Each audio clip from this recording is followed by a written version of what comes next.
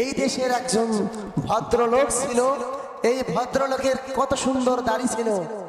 শেষমেশ দাড়ি মোছ কেটে পদ্মা নদীর মাঝখানে নৌকার মধ্যে বসে নৌকার মাঝি সেজে এই দেশ থেকে পালানোর চেষ্টা চালিয়েছে।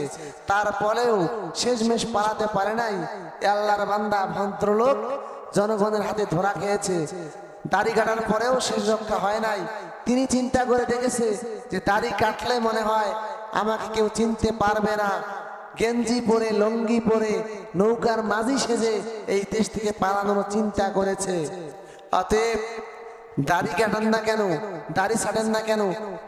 আপনি যদি ধরা খান, দাড়ি মোছ কেন, পুরা শরীরের হাত পাও যদি কেটে ফেলেন, তারপরেও আপনি জনগণের হাত থেকে বেঁচে থাকতে পারবেন না। ধরা আপনাকে খেতেই হবে। আল্লাহ ছাড় দেয় কিন্তু ছেড়ে দেয় না। এই ভদ্রলোক দেশ থেকে পালানোর চেষ্টা চালিয়েছে, তারপরেও পালাতে পারেনি।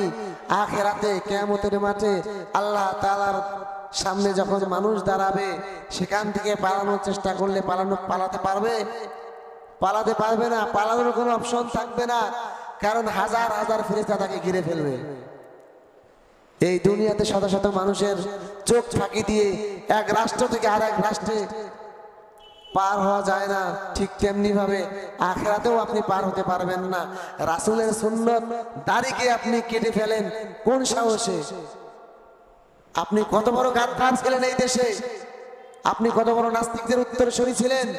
আপনি কত বড় ধর্ম ব্যবসায়ী ছিলেন যে দাড়ি রেখে পাঞ্জাবি রেখে আপনি ধর্ম ব্যবসা করেছেন? আজকে হুজুরদেরকে ধর্ম ব্যবসায়ী বলা হয়, অথচ ধর্ম ব্যবসায়ী আপনারাই করেন। ভদ্রলোক সেজে ধর্ম ব্যবসা করে। এই ভদ্রলোকদেরকে চিহ্নিত করা হোক, এদেরকে ধরে আইনের আওতায় আনা হোক। আইনের আওতায় কে আনবেন? আইন যে তৈরি করে আইন মন্ত্রী, তার সাথে ওই ভদ্রলোকের সাথে আইন মন্ত্রীও ছিল। এই দেশ থেকে পালানোর জন্য রেডি হয়েছে। শেষমেশ শেষ রক্ষা আর হলো না। শেষ পরিণতি এই দুনিয়ার এই দেশের জনগণের হাতে ধরা খেয়ে গেল।